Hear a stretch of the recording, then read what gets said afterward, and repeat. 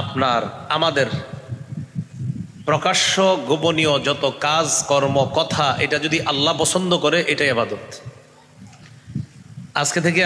আমরা চিন্তা করব, আমি প্রকাশ্যে কোনো কথা বলি, প্রকাশ্যে কোনো কর্ম করি, আমি গোপনে কোনো কথা বলি, গোপনে কোনো কর্ম করি, আমার এই কথা কাজ এটা যদি আল্লাহ পছন্দ করেন, বাস এটাই ইবাদত হিসাবে গণ্য করে এটার সওয়াব আল্লাহ দান করবেন। যেমন গোপনে আপনি আপনার বিবির সাথে কথা বলতেছেন, স্বামী স্ত্রীর গোপন কথা হতে পারে, সেখানে আপনারা দুইজন আপনার সন্তানের সুন্দর ভবিষ্যৎ নিয়ে আলোচনা করতেছেন, এই যে আপনাদের গোপন আলোচনা,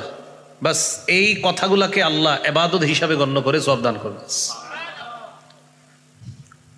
তাহলে আবিধানিক অর্থ নত হওয়া, বিনয়ী হওয়া,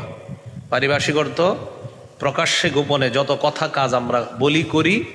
এটা যদি আল্লাহ পছন্দ করেন বাস এটাই ইবাদত। তা আজকে থেকে আমরা প্রতিটা কদম ফেলার আগে চিন্তা করব